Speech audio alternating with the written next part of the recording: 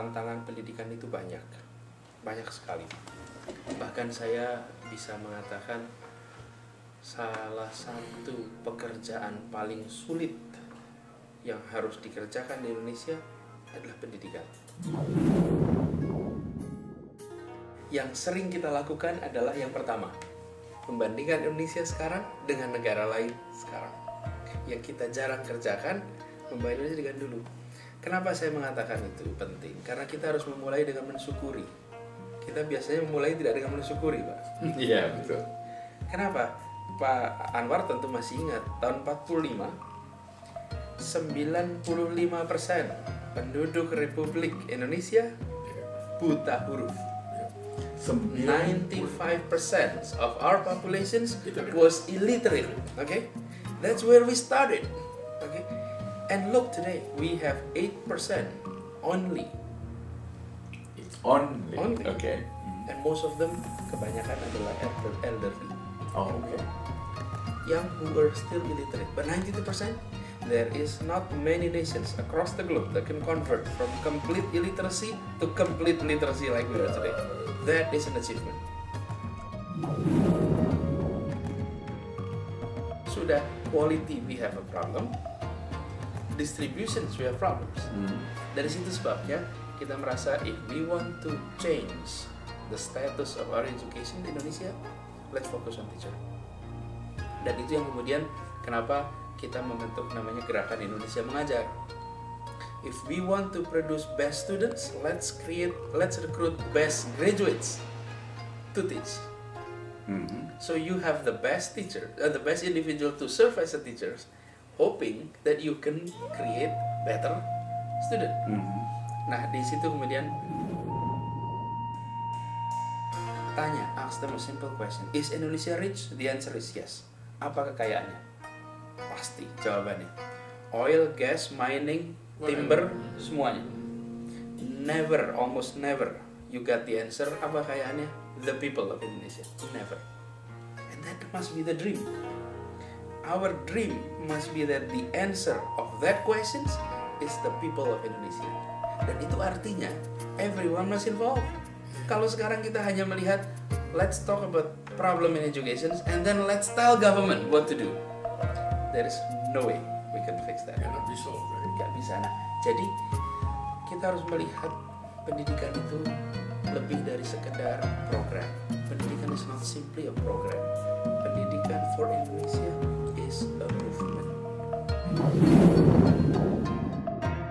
We are on the right track. Nomor 1, Okay.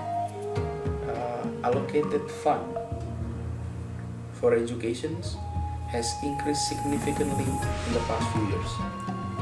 Okay. Dari 20%. Dari I think if not mistaken, at first it was only around 120 triliun sampai sekarang lebih dari 200 triliun. Oh, From 120 triliun rupiah into more than 200 triliun rupiah in a very short period of time. You know what it means? It means it's so hard to spend the money. I mean, we all know if you increase the budget 1%, 2%, okay, we can easily arrange. But if you double it in a short term, the problem is how do you spend it? Okay? Nah, di sini sekarang kita perlu, okay, the budget allocated has already been big. Now the challenge is how do we allocate that efficiently, better, sasaran itu. Menurut saya saat ini masih belum. Sejauh mana pemerintah merasa bertanggung jawab atau merasa berkewajiban dalam hal ini otomatis Departemen Pendidikan? What can you tell us about yang menjadi tantangan ya di Indonesia itu karena administrasi birokrasi kita itu is far from excellence. Pemerintah kalau kesadaran saya rasa ada. Oh, kesadaran kemauan tentu dong Pak. Kalau tidak they don't double the budget gitu. That's a sign that they care about this. Pendidikan itu kan yang penting bukan apa kata pemimpinnya kan Pak. Pendidikan itu yang penting apa yang terjadi di lapangan, bukan? It's not the statement that is made out there, it's the reality in the classroom, in the field yang kita harus perlukan. Jadi di situ masih ada banyak problem. Nah, saya melihat kita dari civil society harus lebih aktif menuntut.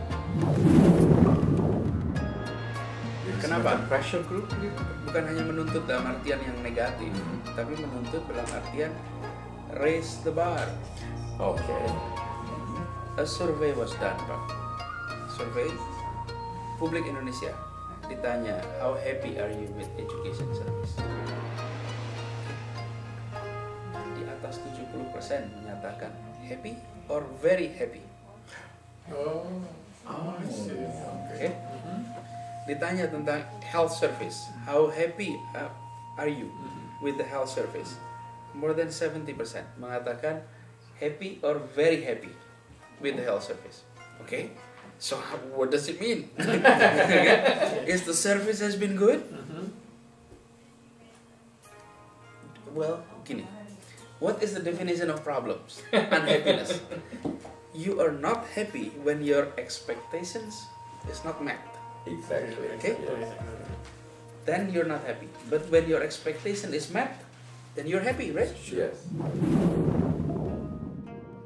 Saya melihat Republik ini itu harus dilihat dengan perspektif where were we before. Right. Lalu kita dorong itu untuk positif.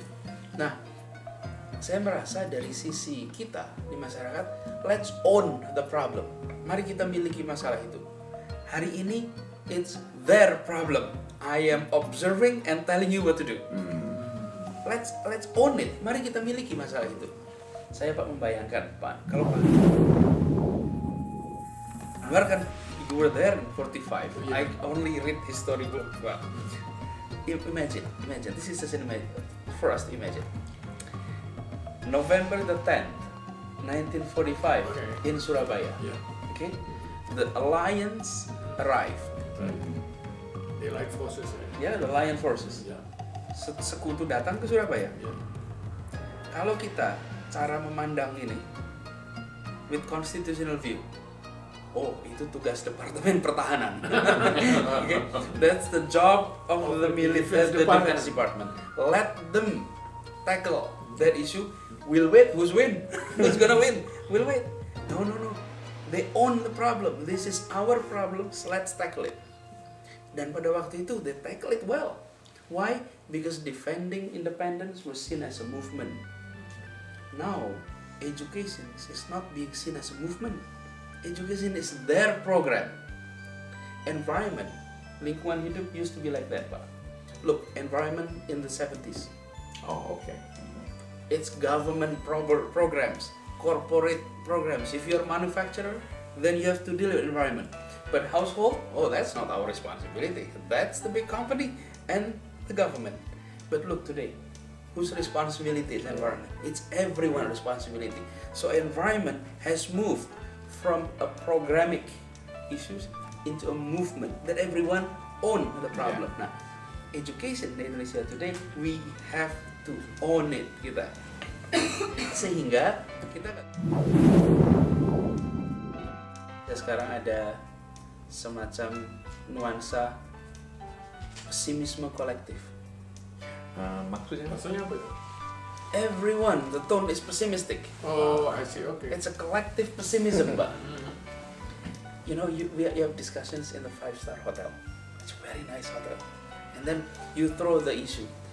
Let's discuss about Indonesia, okay? Immediately, this problem, that problem, this problem, that problems. List of problems. We don't even thank God that the 5-star hotel is actually here. Okay? And you're discussing in the 5. Jadi kita di hotel bintang 5 di Jakarta, kalau berdiskusi Indonesia, komplain. Ke warteg ngobrol, komplain. Yang ada ke kampus diskusi, komplain juga. Lihat media, televisi, problem semua. Jadi saya melihat, Pak, ada tone yang harus dirubah. Indonesia harus mulai melihat sesuatu dengan perspektif yang positif. Jangan dengan perspektif yang negatif. No, Pak, your generations, the founder of this republic, they have every reasons to be pessimistic, and they chose to be optimistic. They have every reasons. Poverty is everywhere. Nah, kalau media bisa melakukan, the message is optimist but critical. Critical to government, critical to things, tetapi the tone is positive. Dan kita, we need to create more positive tone di Indonesia.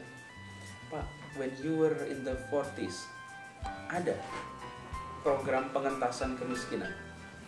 Gak ada. There is no pengentasan, there is no poverty alleviation program. And at that time, everyone was poor. What is wrong? So there was nothing wrong. Yeah. Bukan, Because everybody kenapa? was poor. No. Yang ada adalah Menteri Pemakmuran. Aha, okay. See, the tone is very different. Instead of let's reduce poverty, the ministry is prosperity ministry. So the tone. The tone is very different. Jadi hari ini kita punya namanya Kementerian Pemajuan Daerah Tertinggal. Oh iya. Backward or left behind. Kita ada program pengentasan kemiskinan. Pak Safruddin Prawiranegara itu dulu Menteri Pemakmuran. Betul. Menteri Pemakmuran. Jadi maksud saya begini, mari kita lebih sering melihat Indonesia dalam perspektif yang positif. Okay. Karena siapa yang harus melakukan ini? Leaders, of course. It's not the job of kita kan rakyat, tapi begini. Saya merasa sudah saatnya let's not wait until someone else does it. Let's not wait, let's just do it. Jadi paling tidak yang disebut leaders kan bukan hanya 1-2 orang. A lot of people in the leadership role. Send that positive tone. Karena itu syaratnya untuk kita berkembang. Kita harus membayangkan the life of this republic is way much longer than our lifetime. That's very important untuk melihat itu. Jadi ketika kita we try to push for change, let's continue the effort merubah arah negara sebesar Indonesia. Itu seperti merubah arah kapal tanker, Pak. Yang panjangnya 1 kilometer. Itu diperlukan muter kemudi hundreds times. Dan baru pada kilometer ke-10 itu belok. If you are driving a speedboat, you change it and then it turn right away. This is a tanker, big tanker. Jadi merubah itu, karenanya buat kita yang penting sekarang adalah memastikan the direction is right. When it will turn, maybe we benefited, maybe our children, maybe our grandchildren.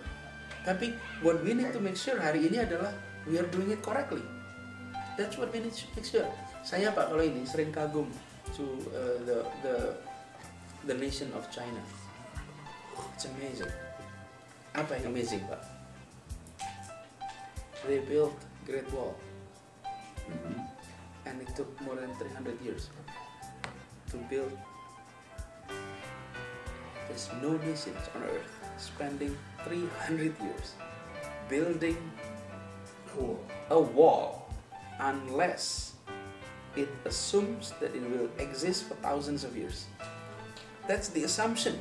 Karenanya itu you're willing to spend 300 years because you assume akan exist ribuan tahun. They take on huge project. Now, kalau kita hanya berpikir 5 years, 10 years, we are not going to do something big. Karena itulah saya merasa hari ini sudah didengar.